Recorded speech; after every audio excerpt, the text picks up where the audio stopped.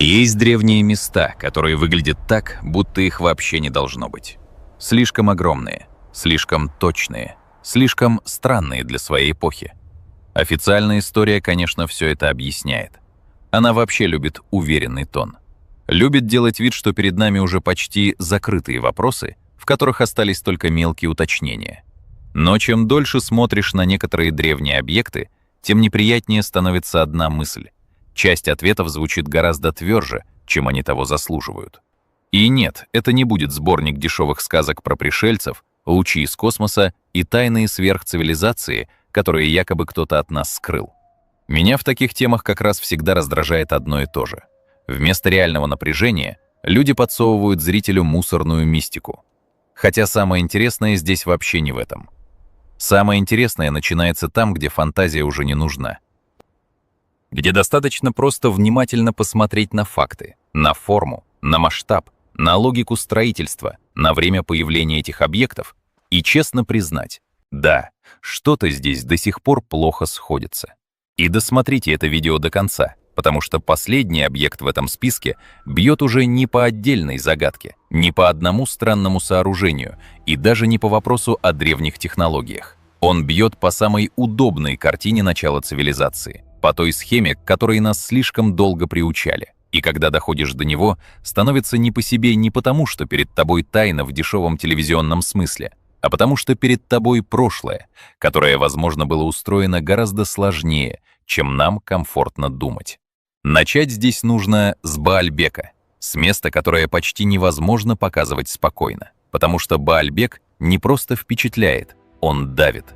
Давит массой, давит самим видом этих гигантских каменных блоков, лежащих так, будто для их создателей нормальная инженерная логика начиналась только там, где для любого другого она уже давно должна была закончиться.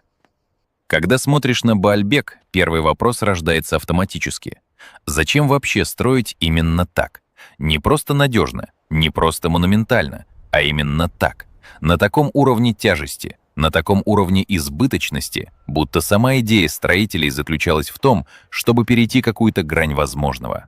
Официальное объяснение, разумеется, существует. Нам говорят о колоссальной организации труда, о насыпях, о рычагах, о близости каменоломни, о том, что древние инженеры были куда опытнее, чем массовое воображение готово признать. И формально это все звучит разумно. Я не вижу смысла делать вид, будто тут совсем нет ответа. Ответ есть. Но у меня в подобных версиях всегда возникает одно раздражение. Они, как правило, отвечают на вопрос, можно ли это в принципе себе представить, но очень плохо отвечают на вопрос, зачем вообще был выбран настолько безумный масштаб решения. И вот здесь начинается первая настоящая трещина. Не в духе «это невозможно». Нет, намного интереснее другое. Баальбек выглядит как пример такой строительной воли, логика которой нам до конца все еще чужая. Как будто люди, создававшие это место, мыслили не категорией достаточности, а категорией подавляющего превосходства. И если это так, то уже здесь древний мир начинает выглядеть не проще, а психологически гораздо сложнее, чем его любят описывать. Потом идет Пума-Пунку, и если Баальбек бьет массой, то Пума-Пунку бьет ощущением неправильной точности. Это именно тот случай, когда объект раздражает не тяжестью, а геометрией. Прямые линии, четкие углы, камни, которые выглядят так, будто были созданы в мире, где к твердому материалу относились не как к упрямой глыбе, а как к чему-то, что можно дисциплинировать почти до математического состояния. Именно поэтому вокруг Пума-Пунку столько дешевой мистики, потому что визуально он провоцирует на глупость. Человек смотрит на него и почти сразу хочет выбрать одну из двух слабых реакций. Либо театрально сказать «такое невозможно без каких-то утраченных сверхтехнологий», либо, наоборот, с раздраженным видом отмахнуться. Да что вы, обычные камни. Обе реакции одинаково ленивы, потому что интерес как раз не в крайностях. Официальная версия объясняет Пума-Пунку высоким мастерством обработки камня, сложной строительной культурой, длительной и аккуратной работой, которая не требует никакой фантастики. И это объяснение нельзя просто выбросить. Но остается другое. Остается визуальный осадок. Остается ощущение, что перед нами не просто древний памятник, а объект, который плохо вписывается в снисходительное представление о древности, как о мире грубых форм, приблизительных решений и почти примитивного ремесла. Пума-Пунку не доказывает никаких пришельцев. Это чушь. Но он очень хорошо показывает другое. Проблема иногда не в том, что официальная версия совсем слабая, а в том, что наше привычное представление о возможностях древних людей оказалось слишком жалким, слишком снисходительным, слишком удобным для современного высокомерия. Дальше нан-модол. И вот здесь все становится еще интереснее, потому что меняется сам тип невозможности. До этого были мегалиты, камень, масса, точность. А нан-модол — это уже почти архитектурное наваждение. Город на воде, каналы, искусственные островки, тяжелый базальт, уложенный в пространстве, которое само по себе кажется плохим выбором для грандиозного строительства. И именно это делает нан-модол особенно сильным объектом. Он не выглядит как что-то удобное. Он выглядит как сознательный выбор сложности. Как будто кто-то решил строить центр власти и ритуала не там, где проще, а там, где сама среда уже создает дополнительное напряжение. Меня в таких местах всегда поражает не только инженерная задача, но и степень коллективного подчинения большой идеи, потому что одно дело — поставить несколько тяжелых сооружений, и совсем другое — выстроить целый комплекс в такой среде, где каждый этап требует организации, логистики, управления, устойчивой структуры власти, способной заставить людей работать на проект, ценность которого явно выходила далеко за пределы бытовой пользы. Официальное объяснение снова существует. Нам говорят о политическом и церемониальном центре, о династии, о медленном развитии комплекса, о понятной исторической рамке. И снова формально ответ есть. Но вот что мне кажется здесь принципиальным. Нан-модол разрушает одну очень удобную современную иллюзию. Иллюзию, будто древние общества были локальными, наивными и слишком ограниченными, чтобы создавать сложные, ресурсозатратные, символически нагруженные пространства. Нан-модол выглядит как пощечина этой иллюзии. Он показывает, что древний мир мог быть не только технически смелым, но и организационно гораздо жестче, чем нам нравится думать. А это уже тревожная мысль, потому что когда прошлое начинает выглядеть настолько собранным и волевым, снисходительный тон по отношению к нему становится просто нелепым. Потом Саксайо-Аман.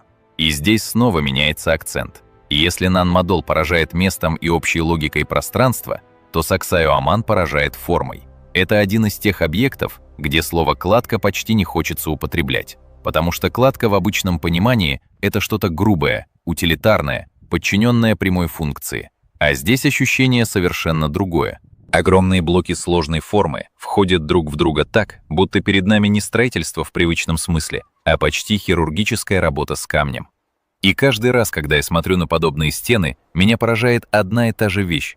Насколько уверенно современный человек недооценивает древних строителей. Если объект старый, он почему-то обязан быть корявым. Если технологии несовременные, значит результат якобы должен выглядеть грубо. Это очень глупая, но очень живая установка. И Саксайо-Аман разрушает ее без всяких слов. Официальная версия говорит о выдающемся мастерстве инков, о полигональной кладке, о сейсмической устойчивости, о колоссальном труде, о знании материала. Все это разумно. Более того, именно так и надо на это смотреть, без дешевого цирка. Но вместе с тем остается другой вопрос. Не как они это уложили, а насколько тонко они вообще понимали камень, если добивались такого эффекта. Потому что перед нами явно не грубая силовая работа. Перед нами форма дисциплины, форма знания, форма чувствительности к материалу, которую современный зритель часто просто не ждет от древности. И вот здесь начинается важный сдвиг. Такие объекты не столько ломают историю, сколько ломают нашу лень. Они заставляют признать, что слово «примитивный» слишком часто говорит не о прошлом, а о нашем взгляде на него. Но дальше нужен поворот, потому что если весь ролик будет состоять только из объектов, которые производят одинаковый эффект величия и точности, это будет слишком легко. Именно поэтому здесь нужен Йонагуни — подводный объект у берегов Японии, который одни считают рукотворным, а другие — природным образованием. И мне этот объект интересен как раз тем, что он неудобный. Он не позволяет говорить самоуверенно, не дает расслабиться, не дает превратить ролик в длинную цепочку красивых восклицаний. Перед нами форма, которая выглядит почти архитектурно. Ступени, плоскости, углы. Контуры, в которых глаз слишком охотно начинает видеть чье-то намерение. Но есть и другая сторона, и ее нельзя игнорировать. Природа умеет быть пугающе убедительной. Геология умеет создавать формы, которые очень легко принять за след разума. И вот поэтому Юнагуни так важен. Он служит проверкой на честность. Если говорить об исторических нестыковках серьезно, а не как дешевый торговец сенсацией, то нужно прямо сказать, не каждая загадка настоящая.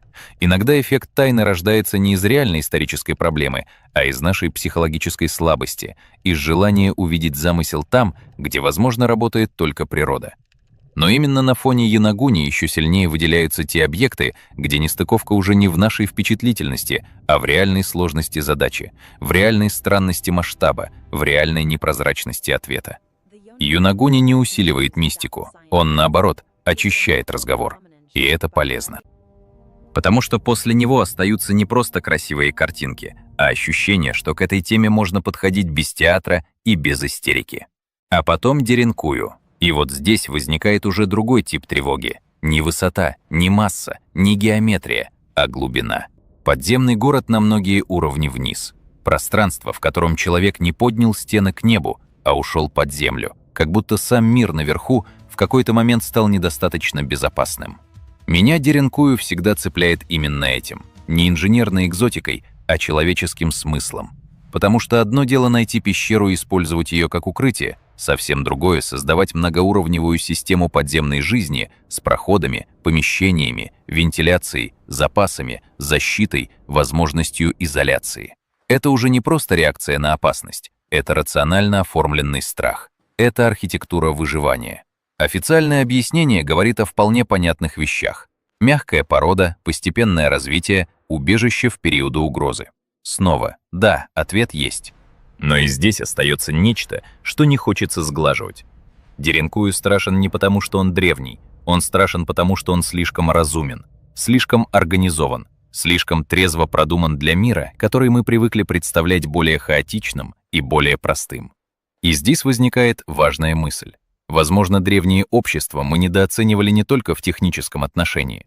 Возможно, мы вообще недооценивали степень их коллективной дисциплины. Способность больших групп людей действовать в долгую, подчиняться жесткой необходимости, строить не ради красоты, а ради выживания. Причем на таком уровне системности, который и сегодня производит тяжелое впечатление.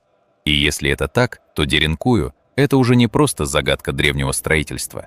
Это неприятное напоминание о том, что древний человек был, возможно, гораздо психологически жестче, чем нам приятно о нем думать. И вот теперь мы подходим к последнему объекту, к самому важному. Потому что все предыдущие случаи можно обсуждать по отдельности. Можно спорить о логистике, о камне, о природных формах, о строительных навыках, о масштабах труда. Но финальный объект опасен другим. Он ставит под сомнение не деталь, а сам порядок, в котором мы привыкли рассказывать себе историю начала цивилизации. Это Гюбекли Тепе. И именно он делает весь этот список по-настоящему серьезным. Потому что здесь проблема уже не в одном странном сооружении. Здесь проблема в хронологии. В том, что сам факт существования такого комплекса появляется слишком рано для старой, удобной, вылизанной схемы. Монументальные постройки, символическая насыщенность, коллективная организация. И все это в мире, который долго описывали как еще недостаточно развитый для подобных форм общественного действия.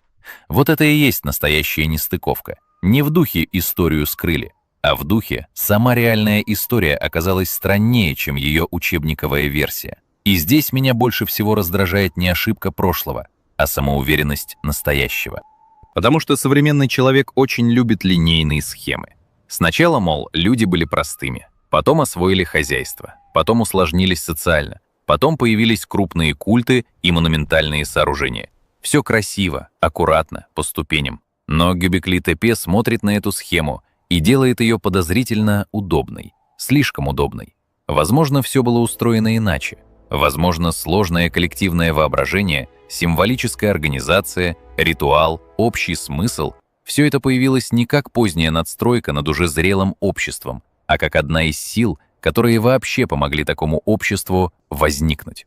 И если это так, то мы слишком долго смотрели на начало цивилизации как на механический процесс, где сначала идет хозяйство, а потом все остальное. А реальность могла быть куда менее прямой, куда более нервной, куда более странной. И вот после этого объекта уже трудно вернуться к прежнему тону. Потому что теперь древний мир выглядит не как неуклюжая предыстория нас, а как самостоятельная, сложная, плохо до конца понятая форма человеческого существования. И, пожалуй, в этом и состоит главный вывод. Самая большая глупость в таких темах — впасть в одну из двух крайностей.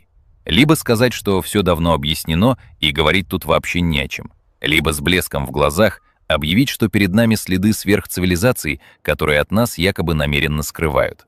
Обе реакции одинаково дешевые. И обе, если честно, маскируют одну вещь — нежелание думать, потому что куда труднее признать другое.